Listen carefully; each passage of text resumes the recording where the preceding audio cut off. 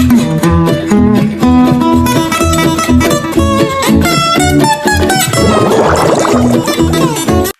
standby, kamera ready, sound ready, 3, 2, 1, action.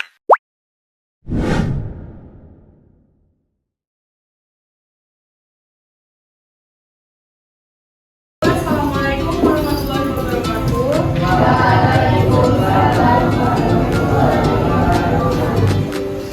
Perkenalkan, nama kakak Dila Septiana. Kakak dari program studi dengan bahasa Indonesia semester 3 dari Universitas Muhammadiyah Lampung. Kira-kira di sini ada yang suka nggak sama puisi? Sambil mengenal, ada nggak yang suka puisi? Yang cewek-cewek mungkin. Biasanya kebanyakan yang suka puisi itu cewek. Kamu suka? Nah, jadi di sini kakak akan sedikit menerangkan tentang puisi. Sebelumnya kakak absen dulu ya. Akila Takia. Akila Dia. Arma Dada. Ashifa Ramanda. Ashifa Maulidina. Mbak Kembar juga. Jadi di sini kita mau tanya-tanya dulu atau langsung belajar? Ya. Kenapa langsung belajar? Apa mau tanya apa? Kerja. Kakak juga kerja. Kuliah di samping juga kerja di Flores. Luar Phuket. Di Palapas Malu. Akan mengenalkan sedikit tentang puisi. Ada yang tahu nggak puisi itu definisinya apa sebetulnya? Kata, bahasa, ungkapan. Jadi di sini puisi adalah karya sastra yang digunakan untuk menyampaikan perasaan dan pikiran dengan bahasa yang indah dan singkat. Kata-kata dalam puisi dipilih secara khusus agar pembaca dapat merasakan emosi yang ingin disampaikan oleh penulis. Selain itu, puisi juga dapat menggambarkan kehidupan dan nilai-nilai yang ada di masyarakat, serta membantu siswa untuk memahami dan menghargai keindahan bahasa. Jadi puisi itu bukan semata-mata kalimat yang disusun, tetapi juga kita sebagai penulis tentunya kita memperhatikan keindahan bahasa, kita memperhatikan kalimat-kalimat yang kita susun itu seperti apa. Nah, dari definisi tersebut, puisi memiliki beberapa jenis. Yang pertama ada puisi lama. Puisi lama yang dibuat dengan aturan tertentu seperti jumlah baris dan rima. Contohnya pantun dan syair. Jadi pantun itu termasuk dalam salah satu jenis puisi karena termasuk dalam puisi lama karena dia itu tersusun seperti dia harus 4 bait, sajaknya apa, ABAB atau AA, seperti itu. Lalu yang kedua ada puisi baru, puisi yang tidak terlalu terikat kepada aturan dan bahasanya, lebih bebas. Contohnya seperti puisi cinta atau puisi tentang alam. Jadi puisi baru ini termasuk puisi yang mudah untuk kita buat karena kita membuat jenis puisi baru ini menggunakan hati, menggunakan pikiran kita sendiri, tidak terlalu terpaut kepada tidak terlalu terpaut kepada contoh. Misal kita membuat tentang puisi cinta, jadi kan kita mengungkapkan apa yang kita rasakan. Puisi modern dan atau kontemporer. Nah, puisi pada masa sekarang yang bentuk dan bahasanya bebas sesuai dengan kreativitas penulis. Puisi yang ini lebih bebas daripada puisi baru karena tidak terpaut terhadap sesuatu. Lalu selanjutnya itu ada unsur-unsur puisi. Jadi puisi itu memiliki unsur seperti yang pertama unsur fisik puisi, unsur yang pertama itu ada diksi. Diksi itu yaitu pilihan kata yang digunakan penyair. Jadi sebagai penulis tentunya kita harus memperhatikan kata yang kita pilih. Usahakan kalimatnya itu baku dan bisa dibaca dengan indah, supaya puisi itu terlihat menarik ketika dibaca oleh pembaca. Lalu yang kedua ada majas, yaitu gaya bahasa untuk memperindah puisi, seperti perumpamaan, personifikasi.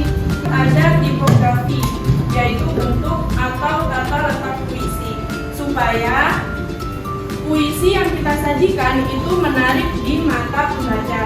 Lalu selanjutnya ada unsur batin puisi, unsur yang berkaitan dengan makna. Seperti yang pertama itu ada tema, yaitu pokok bahasa puisi. Ketika kalian membuat puisi, buatlah tema menarik mungkin. Cari tema yang kira-kira enak nggak ya dibaca, kira-kira bagus nggak sih untuk disajikan, seperti itu. Yang kedua ada perasaan penyair dalam puisi. Jadi sebagai penyair, kita tentunya membuat puisi itu menggunakan perasaan. Lalu ada nada dan suasana, sikap penyair dan suasana yang dirasakan pembaca. Amanat, yaitu pesan yang ingin disampaikan. Dalam sebuah puisi, tentunya kita dalam puisi tersebut ada yang namanya amanat. Misal dalam puisi itu seperti yang kurang elok untuk diikuti. Jadi usahakan ada pesan yang menyampaikan agar sang pembaca itu tidak mengikuti apa yang ada dalam puisi tersebut. Cukup dinikmati karyanya, tetapi tidak diikuti perlakuannya. Seperti itu. Nah, dari materi yang sementara ini ada yang ingin ditanyakan nggak? Selanjutnya ada fungsi puisi. Nah, yang pertama, fungsi puisi itu sebagai sarana ekspresi untuk menyampaikan perasaan dan pikiran penulis. Sebagai penulis, tentunya kita membuka pikiran dan menyampaikan perasaan terhadap apa yang kita tulis, supaya bisa tersampaikan kepada pembaca itu dengan baik. Lalu yang kedua, sebagai hiburan, karena puisi dapat dinikmati keindahan bahasanya. Puisi selama ini rata-rata bahasanya kan indah, jadi maka dari itu bisa sebagai sarana hiburan, karena untuk menghibur hati yang sedang sedih, patah hati, dan lain sebagainya. Lalu sebagai media pendidikan untuk melatih kepekaan rasa dan bahasa. Puisi bisa menjadi salah satu sarana pendidikan, karena misal kakak mengajarkan kalian tentang puisi. Nah, nantinya kakak akan memberi tugas kepada kalian untuk membuat puisi. Di sini kakak melatih kalian untuk melatih kepekaan kalian dan melatih kalian untuk menyusun kalimat dalam kalimat yang baik, supaya tersusun kalimat-kalimat dalam puisi yang lebih baik. Nah, yang terakhir sebagai sarana penyampaian pesan seperti pesan moral atau nasihat. Seperti yang tadi kakak sampaikan, puisi ini bisa menjadi tempat untuk nasihatin sesama teman, orang lain, dan lain sebagainya.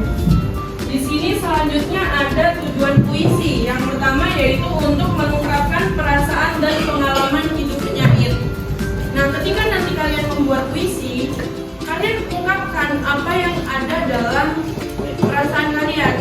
Kalian sedang sedih, kalian sedang senang, tentang mungkin orang tua. Ketika kalian membuat puisi, bisa kalian menyampaikan apa yang kalian rasakan. Kalian sedang sedih, kalian sedang patah hati, tentang orang tua, tentang teman, atau tentang siapapun itu. Atau kalian lagi senang, aku lagi senang sama alam kak.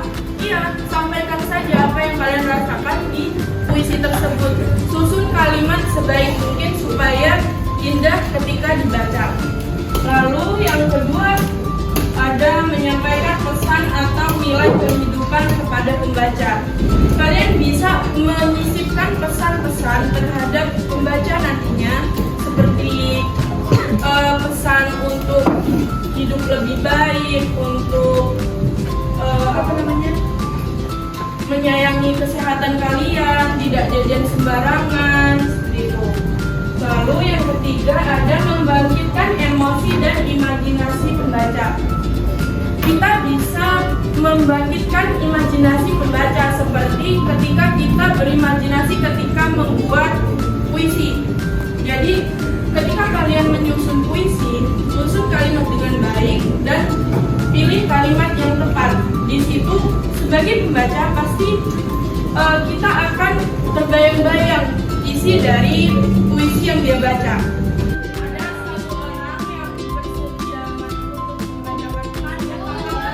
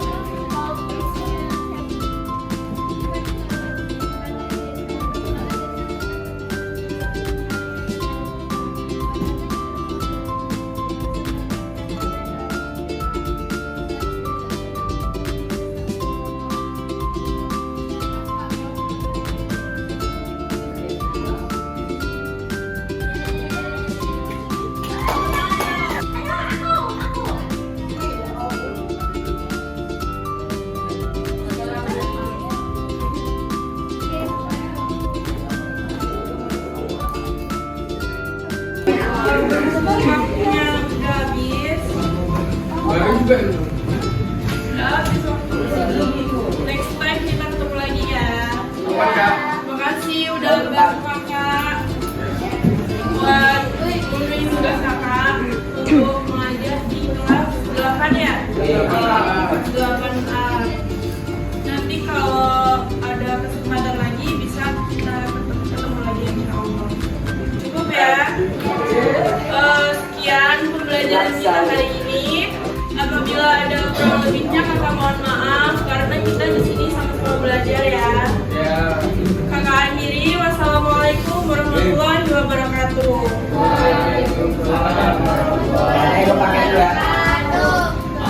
Karena masih belajar, jadi itu dimaklumi ya, karena baru pertama belajar. Untuk mengajar dalam segi penampilan oke. Ya, penampilan oke, siap menjadi guru.